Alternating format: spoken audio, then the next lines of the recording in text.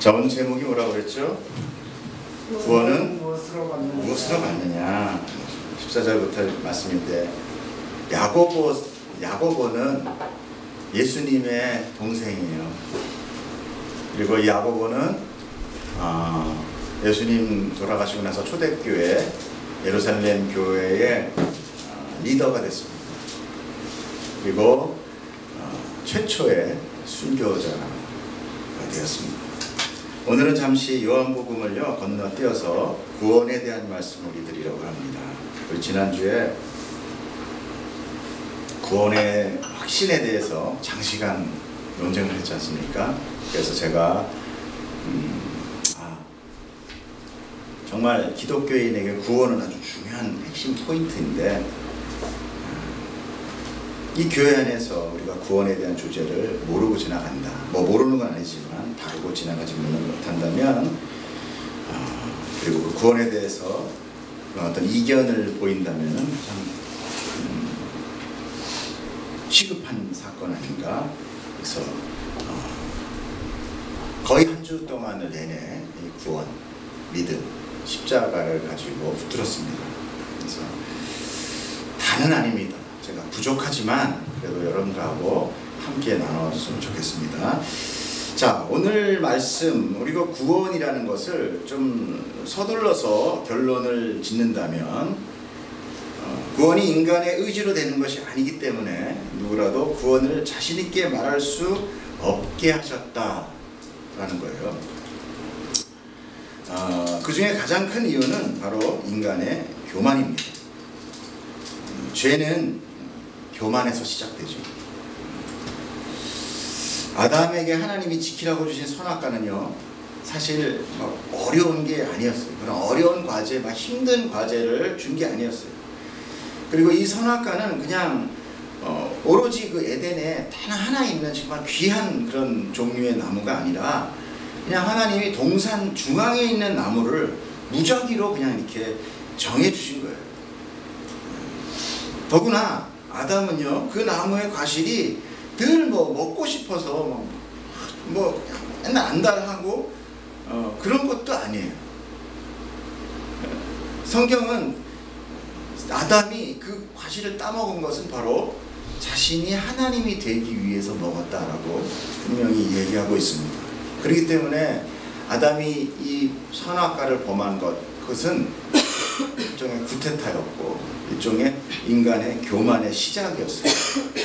교만은 스스로 잘난 체하며 자신을 높게 평가하고 반성하는 것이 없고 우쭐거리는 마음이다라고 국어사전에 표기가 되어 있어요. 아담의 죄 이후에 모든 인간의 죄는 그래서 이렇게 교만이라는 테두리 안에, 그 중심 안에 주류로 흐르고 있는 것입니다. 그리고 인간은 모두 교만의 죄를 상속받습니다. 이렇게 교만한 상태의 사람이 구원을 스스로 확증할 수 있게 될 때, 여러분 무슨 일이 일어나겠습니까? 교만한 사람이 나는 구원 받았어, 난 됐어, 땡, 이제 끝, 완전히 그렇게 스스로 결정할 수 있다면 무슨 일이 벌어지겠냐? 과연 그가 숙연하게 하나님을 순종하는 자가 되겠습니까? 이미 자기는 끝났는데, 하나님한테 가서 받아야 될 모든 것이 끝나버렸는데, 우리가 예를 들어서 이러냐면 우리가 퇴사할 때 월급 다 받았단 말이에요. 보너스 다 받았고, 찾아먹을 거 다 찾아먹고, 퇴직금 다 받아버렸어요. 굳이 사장한테 가서 아쉬운 소리 들을 이유 있어요, 없어요? 없습니다. 마찬가지. 오히려 막 그 인간은 기고만장해질 것이고, 그리고 막 나태해질 것이고, 이 부분에 대해서는 제가 굳이 설명 안 해도 여러분이 각자 한번 생각해 보십시오. 그래서 하나님은 우리에게 구원을 어떤 것을 통하여 주기로 하셨다는 그것이 성경의 이야기입니다. 그것이 무엇이겠습니까? 바로 여러분이 잘 아는 믿음이라는 거예요. 믿음은 우리가 뭐라지? 히브리서인가? 거기 뭐라고 나왔죠? 믿음은 우리가 바라는 것들에 실상이 보이지 않는 것의 증거다라고 그랬어요. 못 봐요. 알 수 없다는 거예요. 우리가 바라고 있지만 안 보여요. 모르는 거예요. 이 얘기는 쉽게 얘기해서 우린 모르는 걸 믿고 있다. 내 안에 확신이 있을 수가 없다 이거예요. 우리는 뭘 볼 때 확신을 합니까? 눈으로 봤을 때 확신하잖아요. 내가 만졌거나 이 오감을 통해서 확신할 수 있는 게 인간이거든요. 근데 보지 못하는 것, 만지지 못하는 것, 느끼지 못하는 걸 그걸 믿음이다 그런다. 그 이야기는 뭐겠어요? 우리한테 전혀 선택권이 없다를 얘기하시는 거예요. 간단하게 얘기했어요. 성경은 우리에게 구원을 믿음으로만 받는다라고 얘기하고 그것이 바로 성경에서 나온 의인은 오직 믿음으로 살리라라고 말씀. 하박국서 2서 4장에 보면 의인은 그의 믿음으로 살리라 라고 말씀하셨고요. 그리고 로마서 1장 17절에 오직 의인은 믿음으로 말미암아 살리라 함과 같으니라 이 비유했죠. 갈라디아서 마찬가지로 의인은 믿음으로 살리라 마찬가지로 하박국서의 말에 의해서 얘기를 하고 있고 히브리서 역시 똑같은 이야기를 하고 있어요. 그래서 우리 기독교의 교리는 분명히 말씀드리지만 구원은 오직 믿음으로만 받습니다. 아멘. 그 외에 어떤 것도 없어요. 그걸 믿으셔야 돼요. 그런데 오늘 야고보서에 뭐라고 나오느냐? 야고보서 2장 14절 26절부터 14절에 뭐라고 합니까? 내 형제들아 만일 사람이 믿음이 있다라고 하면서 행함이 없으면 무슨 유익이 있으리요? 그 믿음이 능히 자기를 구원하겠느냐? 결국 짧게 얘기하면 뭡니까? 믿음만 가지고 구원 얻겠느냐? 여러분 이 말씀에 어떻게 도전을 받습니까? 내가 정말 믿음 없이 행함 없이 구원받을 수 있다라고 생각하느냐? 라고 얘기합니다. 그래서 성경은 뭐라고 합니까? 믿음밖에 없다라고 얘기합니다. 이 말은 정말 믿음만 가지고 구원을 받았다고 할 수 있느냐라는 질문으로 너의 삶에 행함이 따르지 않는다면 그건 믿음이 아니라 착각이나 자기 도취다. 자기 스스로 나는 믿어, 나는 정말 믿어, 난 천국 가 이렇게 사는 사람 많아요. 아까 뭐라 그랬습니까? 나에게 결정권이 있다고 그랬어요? 하나님한테 결정권이 있다고 그랬어요? 하나님한테 결정권이 있어요. 야고보 사도는 분명히 얘기합니다. 그것으로 구원 못 받는다. 믿음이지만 구원은 아니다라고 단언하고 있어요. 여러분 어떻게 생각하십니까? 여러분 삶 속에서 믿음의 행함이 나타나고 계십니까? 두렵고 떨리는 말씀입니다. 바울의 신학에서는요 분명한 믿음으로 바울 사도의 신학은 바울 로마서에 이런 걸 보면은 그 믿음으로만 구원 받아요. 그러나 복음서의 예수님의 행함을 보면은요 우리가 지금 요한복음도 보지만 거기에 무슨 얘기들이 나옵니까? 마태복음 7장 21절에 뭐라고 하면 나더러 주여 주여 하는 자마다 천국 가는 게 아니야 라고 얘기해요. 하나님의 뜻대로 행하는 자가 들어가 라고 얘기했어요. 예수님은 행함을 강조하고 있다라는 거예요. 그래야 구원받는다. 요한복음 3장 3절에 보면 예수께서 대답하사 진실로 진실로 내게 이르노니 사람이 거듭나지 않으면 하나님 나라 볼 수 없다. 거듭나야 된다 라고 또 얘기하고 있어요. 요한일서 3장 14절에 보면 우리는 형제를 사랑함으로 사망에서 생명으로 옮겼다 라고 얘기해요. 사랑해야 된다. 사랑을 믿음 플러스 사랑을 붙여놓고 있다. 그것도 행함이죠. 사랑의 행위를 강조하는 거예요. 사랑함으로 구원이 성취되었다. 자 그러면은 여러분 예수님 말씀 들어야 돼요. 바울 사도 말씀 들어야 돼요. 이게 헷갈려요. 분명히 예수님의 말씀이 진리이고 우선순위죠. 그럼 우리의 구원은 이제 미궁으로 빠질 수밖에 없는 거예요. 자 그럼 우리 구원의 근본적인 부분을 다시 한번 확인해 보도록 하겠습니다. 여러분 구원을 받는다는 것이 무엇을 말하는 것입니까? 실제로 바울 사도도 이렇게 얘기했지만 뭐라고 했어요? 나는 매일 죽노라. 그리고 뭐라고 그랬습니까? 나는 죄인의 괴수다. 내가 믿음으로 구원 받았는데 내 삶과 내 행동과 내 안에 있는 음식과 탐심과 미움과 거짓과 살인이 날마다 일어나고 있다는 겁니다. 여러분 사도 바울 살아있는 정말 신약에 들어와서 사도 바울만큼 하나님 앞에 회심한 사람은 거의 드뭅니다. 그래서 이 성경에도 거의 이 사도 바울이 주류를 이루고 있는 거예요. 사도 바울의 편지가 성경에서. 근데 그 사람이 좌절하고 있다는 거예요. 물론 그걸로 포기한 건 아닙니다. 사도 바울이 포기한 건 아니지만 내 육을 보니까 그러면서 뭐라 합니까? 나 이 육은 날마다 법을 따라가고 내 영은 하나님을 따라가는 오호라 나는 공부하는 사도 바울도 나 구원 못 받아가 아니라 과연 내가 하나님 앞에 나 구원 받았어 라고 당당하게 얘기할 수 없었다 그런 얘기입니다. 얼마나 이것이 얼마나 인간으로서 결정하기 힘든 문제냐는 얘기예요.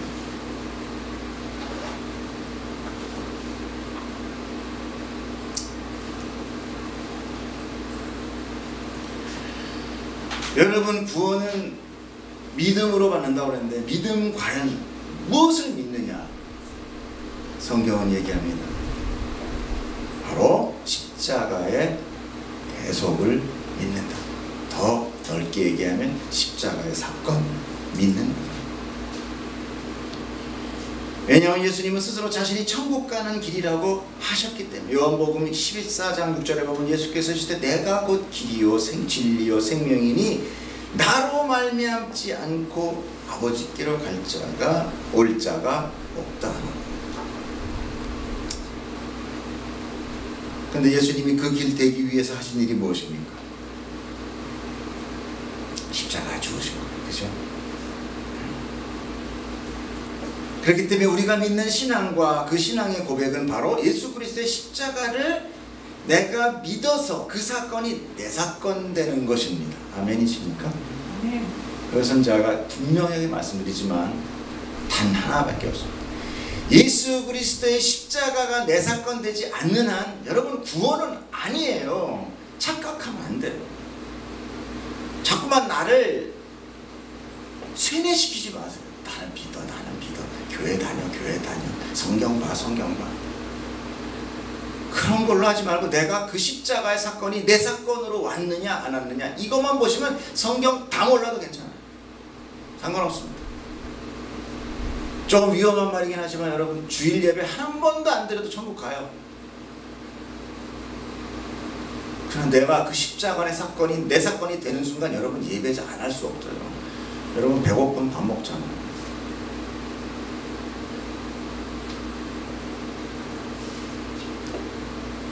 우리는 다 동일하게 믿음을 고백합니다. 그런데 왜 구원의 생각은 다르냐라는 거죠. 그렇다면 문제는 단 하나, 그 십자가에 무엇을 믿느냐가 그 믿음을 결정한다. 여러분 예수님의 십자가 사건이 무엇이라고 생각합니까? 많은 사람들은 나의 죄를 대신 씻어주신 사건이라고 이야기해요. 그래서 이제 나의 죄는 과거, 현재, 미래 모든 죄가 다 사해졌다. 그러므로 나는 이제 죄인이 아니다. 내 죄가 다 없어졌기 때문에 나는 의인으로 칭함을 얻었고 그래서 나는 구원을 받았다라고 말해요. 틀렸습니까? 틀린 건 없어요. 맞아요. 그러나 여기까지만을 십자가 사건으로 믿는다면 우리는 여러 가지 나의 삶 가운데 어려운 일들을 혼란스러운 사건들을 접하게 됐습니다. 봉착하게 됩니다. 그것은 바로 뭐냐면 내가 십자가를 믿었고 내 죄가 다 씻겨졌고 내 죄의 문제가 해결되었는데 또 죄를 짓고 있다는 거예요. 그것도 동일한 죄. 자, 그렇다면 십자가의 능력이 부족한 겁니다. 십자가의 능력이 있다는데 왜 그래? 내가 구원을 얻을 수 있을까라는 그런 것 때문에 의심이 나는 거예요. 의심이 된다면 염려가 되는 거고, 의심과 염려가 있다는 걸 보고 믿음이라고 그러니까 아니에요.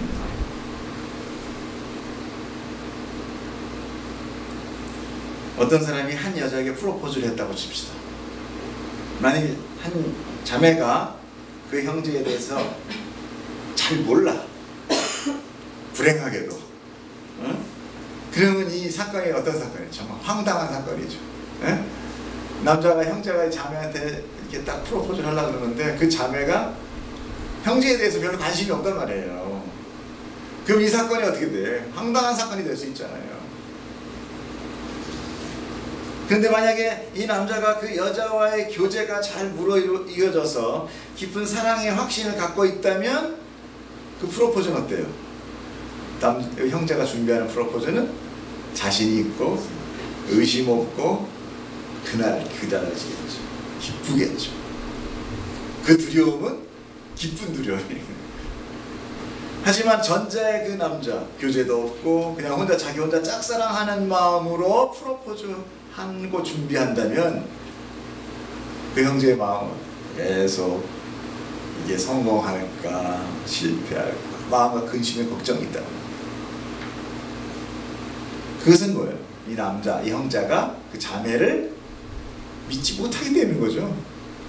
그죠? 분명히 사랑하는지 안 사랑하는지, 저 여자가 나를 사랑하는지 안 사랑하는지 믿지 못하기 때문에 그러는 거잖아요. 하나님이 나를 사랑하는 게 확실하게 믿어지면 어때요? 내 마음에 구원이 확실하게 들어가는 거예요. 두려움과 염려가 없다는 거예요. 근데 그 사건은 어떤 사건으로 내가 그렇게 믿어지느냐? 예수 그리스도의 십자가로 내가 그렇게 믿어진다는 거예요. 왜? 예수 그리스도의 십자가는 하나님의 사랑의 절정이거든요.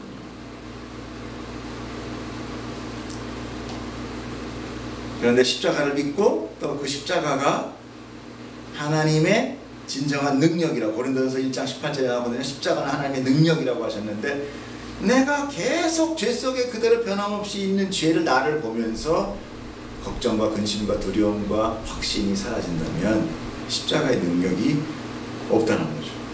내 삶 하나 바꾸지 못하는 능력. 그걸 어떻게 구원을 믿는 거예요? 걱정되게 됩니다. 그렇다면 무엇이 문제인가? 무엇이 문제인가? 십자가가 잘못된 건가? 대속이 잘못된 건가? 그게 아니라면 내가 믿는 믿음의 문제가 있다는 거예요. 하나님이 틀리지 않았다면 내가 틀린 거죠. 우리가 십자가에 무엇을 믿느냐는 거예요. 그 믿는 것에 대한 내용을 우리가 살펴봐야 돼요. 성경에서 십자가의 사건을 무엇이라고 하는지 한번 찾아보겠습니다. 로마서 6장 6절에 보면 우리가 알거니와 우리 옛사람이 예수와 함께 십자가에 못 박힌 것은 뭐라고요? 예수와 함께 내가 못 박혔다라고 얘기해요.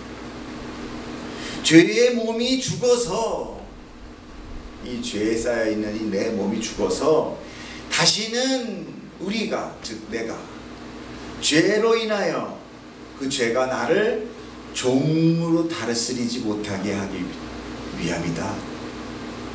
다시 설명하겠습니다.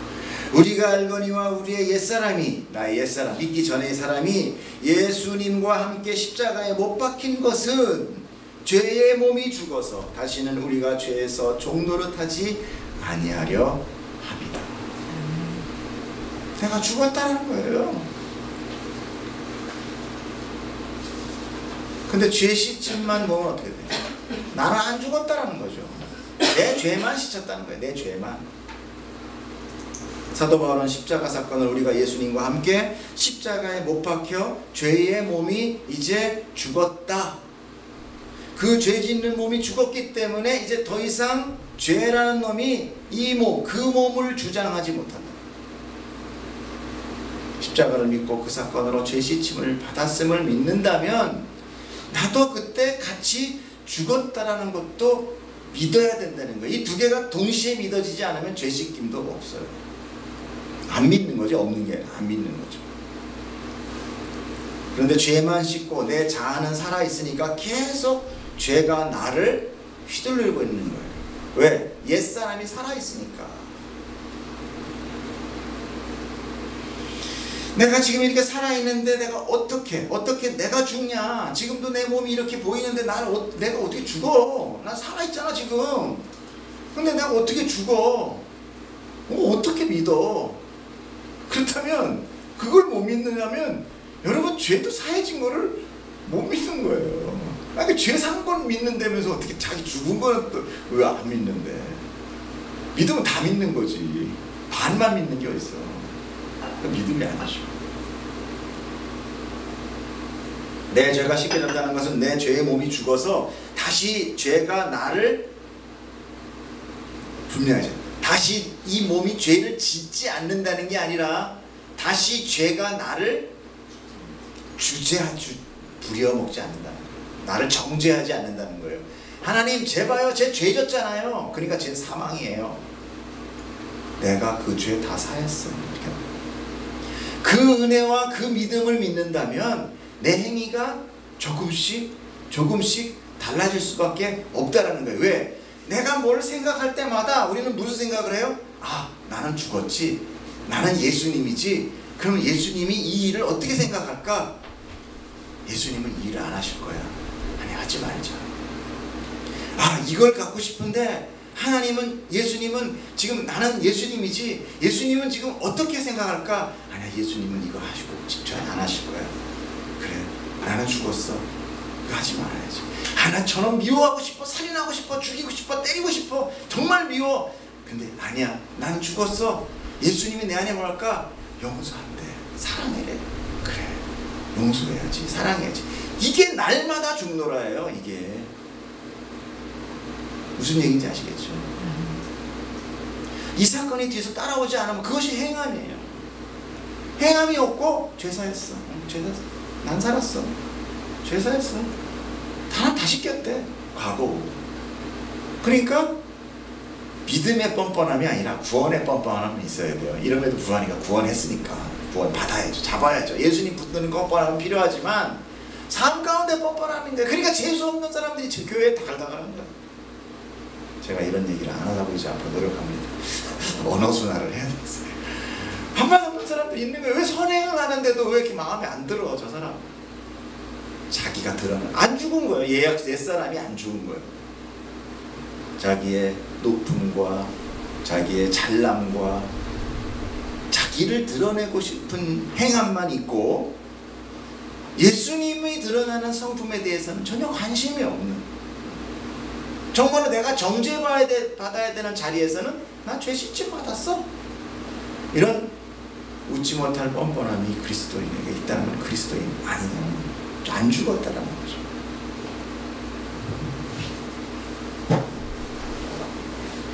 이 죄에게 종로로 탄다는 의미가 뭡니까? 죄가 나의 코를, 고삐를 뚫고 이를 흔들면 절로 가고 절로 흔들면 절로 간다는 거예요. 그럼에도 불구하고 자기 죄에 대한 문제를 다 씻겼다고 여겨버리는 것, 그렇지 않다는 거죠. 아직도 나의 살아있는 이 잔재가 있음으로 인하여 나는 계속 싸워야 돼요.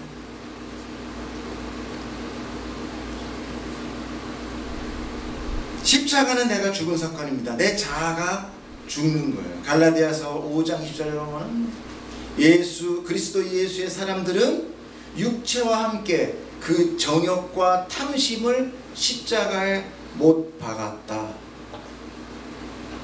어디에 못 박았다고요? 십자가에 못 박았다.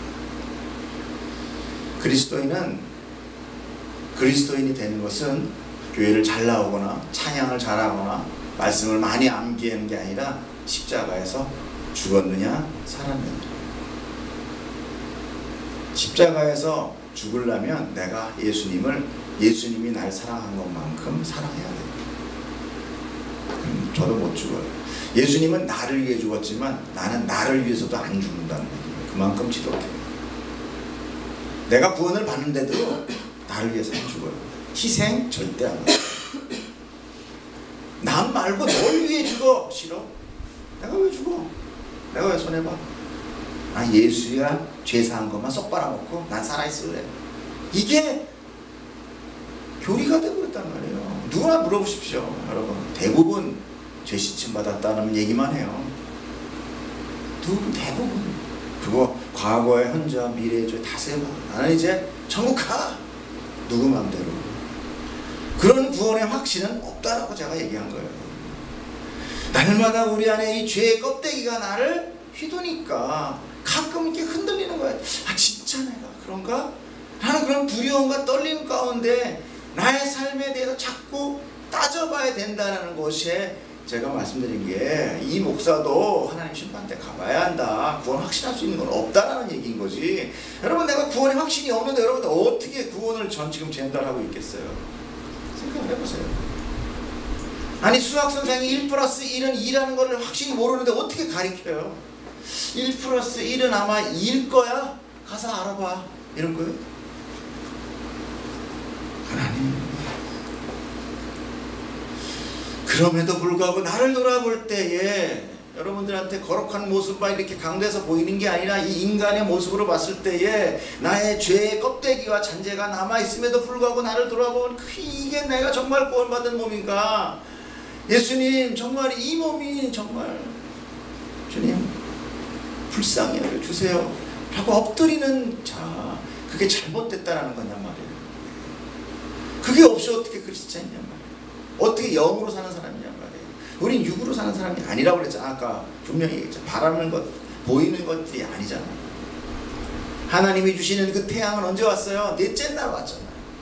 그 전에 첫째 날 온 빛을 우리는 믿는 자들이에요. 첫째 날 온 빛은 뭐예요? 생명의 빛이었지 우리 눈에 보이는 빛이 아니었다는 것을 여러분 지난주 예언병원에서 또 말씀드렸잖아요. 그렇죠? 안 보이는 걸 믿으면서 자꾸만 보이는 거로 증명하려니까 이게 오류에 빠지는 거예요. 그리스도인들은 자기의 육체의 모든 소욕을 다 십자가에 못 박아 죽은 것이에요. 갈라디아서 2장 20절에 보면 내가 그리스도와 함께, 여기서 내가로 나옵니다. 아까 로마서에서 뭘 했어요? 우리가 그랬잖아요. 이걸 공동체의 믿음이라고 그러고, 이 갈라디아서 2장 20절은 내 복음, 나의 복음이라고 해요. 나의 복음의 간증이에요. 같이 한번 읽어보기 좀 없군요. 제가 집중하느라고 제가 이걸 안 했는데, 갈라디아서 2장 20절입니다. 같이 한번 찾아서 같이 한번 읽어보겠습니다. 갈라디아서 2장 20절 말씀. 내가 그리스도와 함께. 같이 읽게요. 같이 하셨어요? 읽겠습니다. 내가 그리스도와 함께 십자가에 못 박혔나니 그런즉 이제는 내가 사는 것이 아니요 오직 내 안에 그리스도께서 사시는 것이라. 이제 내가 육체 가운데 사는 것은 나를 사랑하사 나를 위하여 자기 자신을 버리신 하나님의 아들을 믿는 믿음 안에서 사는 것이라. 아멘.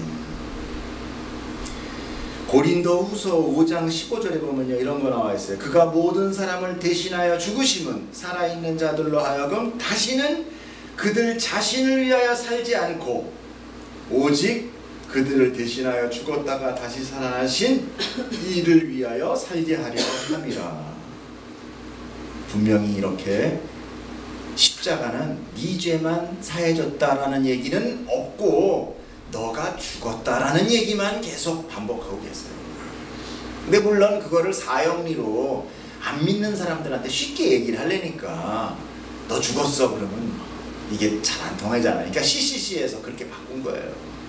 죄사했다, 피가 대속했다라는 거로 쉽게 설명을 해주니까 이게 그 신앙을, 아기 때 신앙을 장성에서도 계속 가지고 있는 거예요. 그러니까 안 변하는 거예요.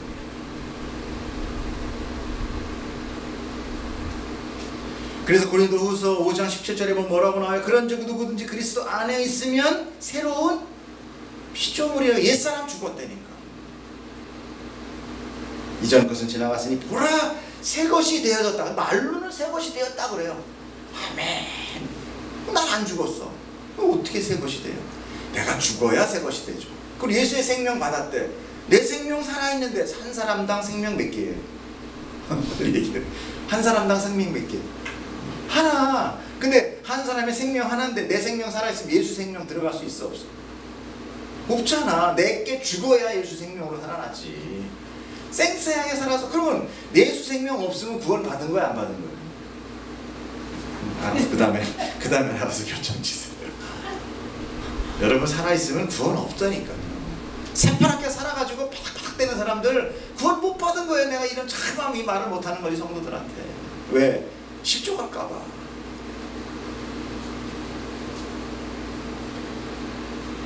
내 구원의 확신은 내가 분명히 십자가에 죽었느냐? 이거 하나예요. 이렇게 죽은 자는 더 이상 죄의 행실을, 그런 거에 믿음의 행실에 우리가 좌지우지 안 되고 믿음에 합당한 선한 행함을 나타나게 돼 있어요. 야고보서 2장 26절에 보면은 영혼 없는 몸이 죽은 것 같이 행함이 없는 믿음은 죽은 것이나 같다. 영혼 없는 사람은 어때요? 옆 사람 한번 보세요. 옆 사람 보세요. 영혼 있어요, 없어요? 영혼 없는 건 뭐예요? 죽은 거예요. 빨리 119 전화해서 빨리 지금 영안실 준비하셔야 돼요. 얼마나 놀라겠어. 옆 사람이 있는데 죽었어. 여태까지 예배드리고 있었는데 갑자기 영혼이 없네? 비명소리가 막 나야 돼. 이 교회 안에서 처음에 안녕하세요 그러고 들어왔다 예배하다가 쳐다보고 깜짝 놀라야 돼요. 이 사람은 영혼이 없네. 여러분, 십자가에서 내가 죽음을 믿음으로 인해 나의 삶이 변하고 행동으로 당장 나타나십니까? 아니죠. 이것은 죄된 몸이 아직 내게 남아있기 때문에 생물학적 죽음이 죽을 때까지는 반복적으로 오는 것이에요. 하나님 지금 우리에게 무엇을 얘기하고 있습니까? 영을 얘기하고 있죠. 내 이상, 내 자아. 내 자아는 뭐예요? 내 행동을 결정하는 게 내 자아예요. 그렇기 때문에 여러분은 어떻게 살아야 돼요? 어떻게 살아야 돼요? 내 안에 예수님의 눈으로 나의 행동을 결정하셔야 돼요. 그러려면은 그 예수님이 어떤 마음을 가지고 있는지를 알아야 되죠. 자, 믿음을 알아서 이제 구원가. 나 죽어. 예수님이 십자가로 난 믿을 거야. 그런데 예수님의 마음으로 살아가야 되는데 예수님을 몰라. 예수님이 뭐 하던 사람이지? 근데 예수님이 이제 나를 위해서 죽은 건 알았어. 그리고 나 그거 믿어. 난 그렇게 살거든. 예수님 마음으로 살아야지. 예수님 이럴 때 저런 미워. 아니야. 그럼 예수님은 어떤 마음이지? 모르잖아요. 그래서 뭘 보는 거예요? 그래서 성경을 보는 거예요. 그래서 우리가 성경 공부를 하는 거예요. 예수님은 어떠신 분인가? 예수님은 어떤 사람인가? 어떤 마음을 가지고 있는가? 그래서 세상으로 내가 살아갈 때 안 되겠다. 이렇게 하면 안 되겠다. 돌이키는 거예요. 자, 우리의 믿음은 어떻게 생깁니까? 로마서 10장 17절에 그러므로 믿음은 들음으로 나며 들음은 그리스도의 말씀으로 말미암아. 그래서 믿음은 뭐야? 이 성경 말씀을 들어야 된다는 거예요. 들어야 내 믿음이 그래 내가 그거 믿어라고 나온단 말이에요. 맹목적인 그냥 퉁쳐서 믿음이 아니라 구체적인 믿음. 그럼 구원은 어떻게 완성됩니까? 사람이 마음으로 믿어 의에 이르고 입으로 시인할 때 구원에 이른다고. 내가 하나님의 마음을 내가 믿고 그 내용이 뭔지를 믿고 내가 그 내용을 이야기할 수 있어야 돼요. 예수님의 마음은 이거예요. 내가 믿습니다. 여러분이 시인한다는 것은 선포예요. 내 영혼이 들을 수 있도록 주변 사람들에게 자신의 정체성도 함께 선포해야 돼요. 나는 죽은 자, 나는 예수님과 함께 죽었고 나의 자아는 죽었고 나는 예수님으로 살아가야 돼요. 그것이 바로 믿음의 선포예요. 그 선포와 그 고백이 능력이 되어서 나를 변화시킵니다. 그것이 십자가의 능력이에요. 여러분 같이 한번 선포합시다. 나는 예수와 함께 십자가에 죽었습니다. 그리고 예수님의 생명으로 다시 살아났습니다. 그러므로 나는 예전의 내가 아닙니다. 이 고백이 있어요. 이 선포를 하셔야 돼요. 이 선포 속에 모든 문제가 같이 해결됩니다. 부끄럽지만 저는 또 나름대로 교회를 시작하면서 한 1년 반 동안 저의 열정이 너무 살아났던 것 같은 생각도 사실 듭니다. 내가 너무 살아난 거 아닌가. 복음이 있었지만 복음 위에 내가 서 있지 않았나. 내 교만 위에 복음이 올라가 있지 않았나라는 그런 회개도 했습니다. 여러분들이 좀 더 알아듣기 쉽게 설명해야 되고 따뜻하게 성경에 또 신앙에 맞게끔 설명을 잘 해드렸어야 되는데 그런 아쉬움이 있어요. 그러나 여러분 분명히 알아야 되는 것은 목사가 여러분의 신앙을 설득시키지 못합니다. 여러분 분명히 하시죠. 누가 나를 구원으로 설득해 주겠지. 너 그렇지 않아요. 여러분은 예배에 와서 자기의 신앙을 재확인하는 것이지 가르쳐주고 나를 설득시키고 이해시키고 깨닫게 해주는 거 아니에요. 깨달음은 나와 하나님의 1대1의 관계예요. 성경을 여러분이 보셔야 돼요. 그리고 궁금증을 감은 채 오셔야 돼요. 그래야 성경이 말씀이 재미있고 깨달아짐에 대한 기쁨이 있어요. 나 아무것도 모르고 와가지고 그냥 앉아서 어려운 신학적인 얘기 하니까 더 힘든 거죠. 그럼 여러분들에게도 절반의 책임이 있는 것입니다. 내가 정말 구원에 관심이 있다면 안 볼 수가 없어요. 내가 어떤 형제에게 내가 어떤 자매에게 궁금하면 그 자매가 좋아하는 색깔이 무엇이며 그 자매가 좋아하는 옷이 무엇이며 그 자매가 좋아하는 어떤 것들이 뭘까 그게 날마다 묵상되는 거예요. 무슨 밥 좋아하지? 매운 거 싫어하지? 짠 거 싫어하지? 노란색 좋아하지? 그게 사랑이에요.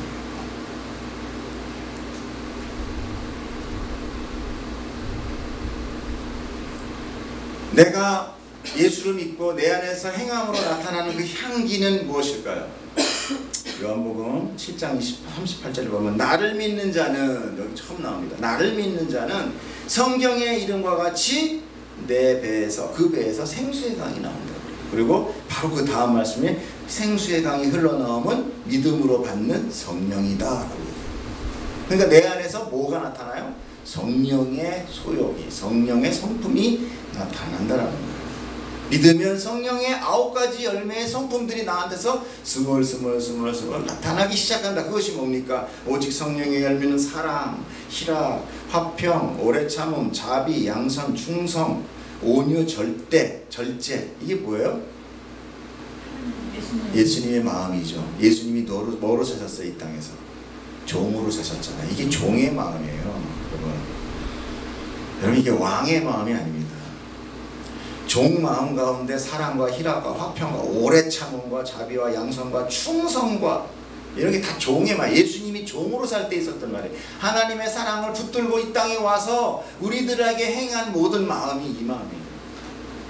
내가 예수의 마음으로 살아났다면 예수님이 내 안에 계시기 때문에 예수님의 성품이 자꾸 나타나야 돼요. 간헐적이라도 그걸 보셔야 돼요. 갈라디아서 5장 24절에 보면은 분명히 나오는 게 예수 그리스도 예수의 사람들은 육체와 함께 그 정욕과 탐심을 십자가에 못 박았느니라. 만일 우리가 성령으로 살면 또한 성령으로 행할지니 헛된 영광을 구하여 서로 노엽게 하거나 서로 투기하지 않는다. 성경에 나와 있어요. 여러분 이런 성품이 나타나십니까? 우리는 믿으면서도 나타나지 않고 있어요. 그 이유는 영으로는 분명히 거듭나 새 영이 되었는데 우리의 육신은 아직 그대로의 옛몸이 있기 때문에 있는 그런 것도 있다는 거예요. 그러나 내 옛 육체는 분명히 십자가에 죽었음을 여러분들이 분명히 아시고 선포하셔야 돼요. 그렇기 때문에 지금 내 몸은 마치 꽃을 꺾어다 화병에다 꽂아놓은 것 같은 거예요. 살아는 있는데 사실은 죽어있는 게 유한한 내 육체적 생물적 삶으로 나는 끝나요. 내 옛 육체는. 그러나 내 새 몸은 어때요? 하나님의 영원한 생명력으로 다 살아요. 그래서 우리는 어떻게 살아야 되느냐? 히브리서 12장 4절 말씀이 뭐냐? 너희가 죄와 싸우되 아직 피 흘리기까지는 대항하지 아니하였다 라고 얘기해요. 이 얘기는 바로 뭡니까? 너희 피 흘리기까지 싸워라. 여러분의 죄와 피 흘릴 만큼 싸우셨습니까? 사도 바울은 분명히 우리에게 얘기해. 너희들은 피 흘리기까지 대항하지 않고 있어. 죄가 하려는 대로 아직도 종노릇해. 아니야, 너희는 그런 사람 아니야.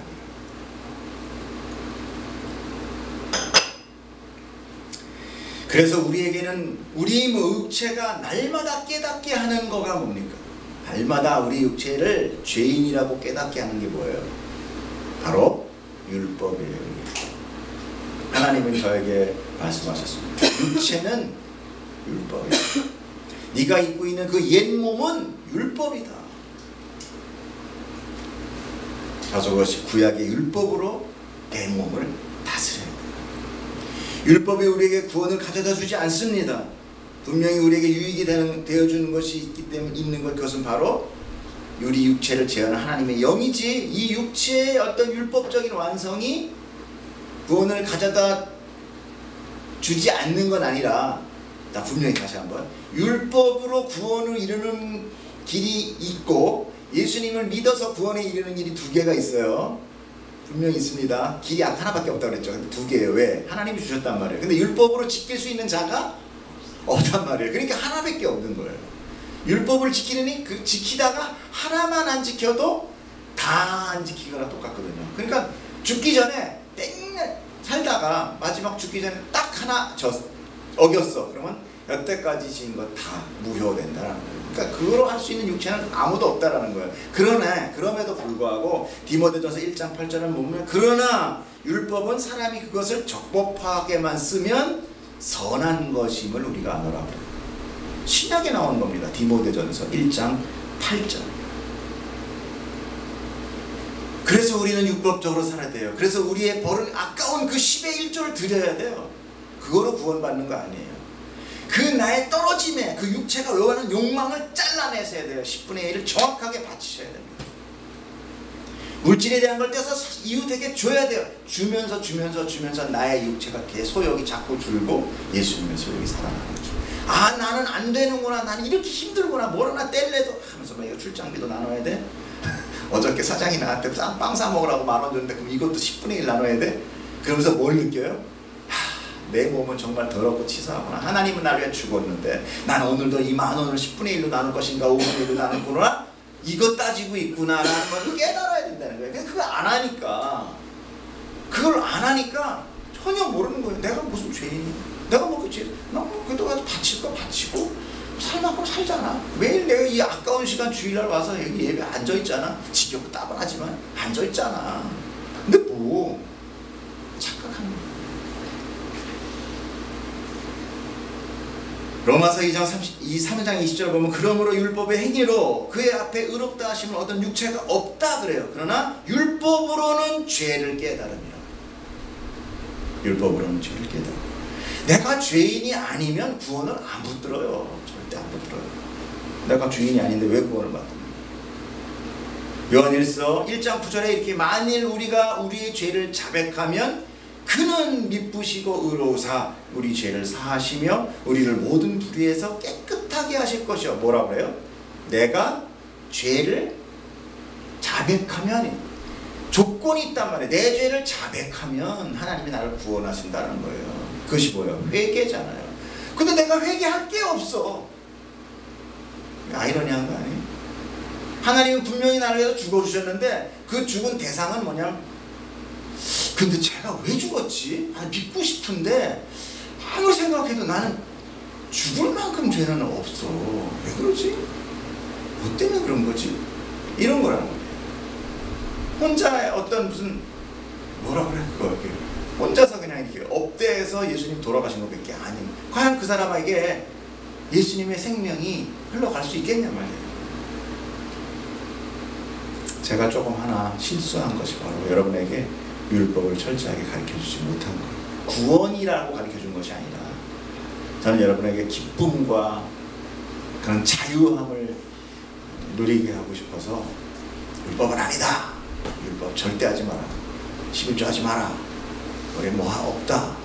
모든 규례와 걸례를 다 빼버렸더니만 기고만장해져. 하나님 위로 올라가. 즉 우리가 죄인임을 알아서 자백하지 않으면 십자가의 사건은 결코 나의 사건이 되지 못한다는 의미예요. 그렇게 죄를 고백할 때 예수 그리스도가 그 율법으로부터 우리의 육체를 자유하게 해주시는 분으로 오시는 거예요. 그때 감사해요. 감사가 터져 나오는 거예요. 어떻게 예수님이 그 율법을 다 지켜서 나를 주셨을까? 인간이 짓지 못하는 율법을 예수님이 다 지세요. 하나도 빠짐없이 다 지시고 나서 그 율법 지킴을 우리에게 준 거예요. 그것이 바로 의예요. 예수님의 의. 그 의로 우리가 살아가는 거예요. 그 십자가예요.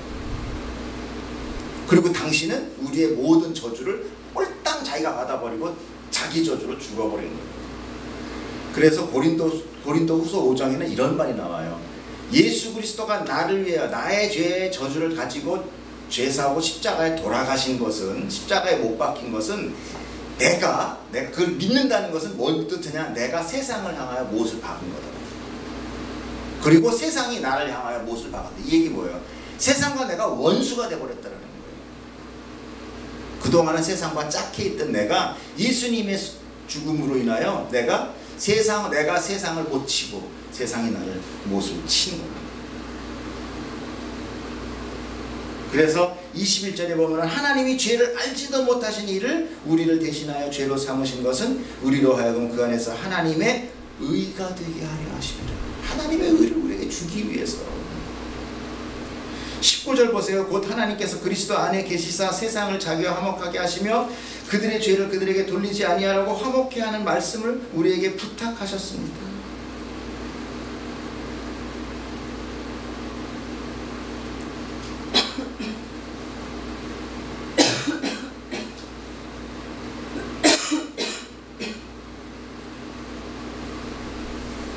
여러분, 오늘 이 모든 말씀을 정리하면서 한마디만 말씀드립니다. 마지막 말씀으로는 로마서 10장 4절입니다.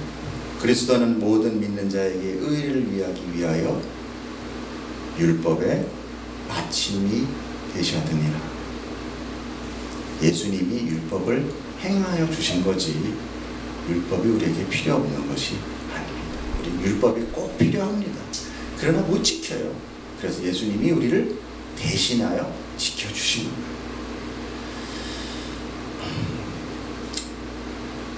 이야기를 사실 더 먼저 했어야 되는데 여러분들하고 나누지 못하고 지금이라도 얘기하고, 사실 좀 장시간에 오랜만에 길게 설교를 했는데 여러분 끝까지 잘 들어주셔서 감사하고, 긴 이야기 필요 없습니다. 사실은 무슨 얘기인지 여러분들 다 아실 거예요. 그 중요한 거 꼭 붙드셔서 어디 가서든지 여러분들 신앙의 구원에 흔들리지 않는 바로 그 구원의 확신을 붙드시기를 축복합니다. 기도하겠습니다. 사랑의 하나님,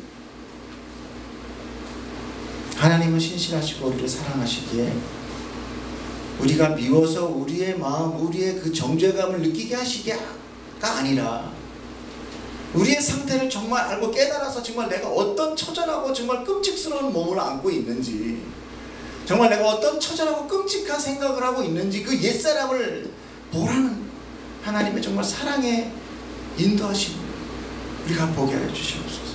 깨닫게 해 주세요. 그래서 이 기독교가 종교가 아닌 나의 생명을 붙들고 나가는 나의 실체임을, 필연인 것을 하나님을 알게 하여 주시옵소서.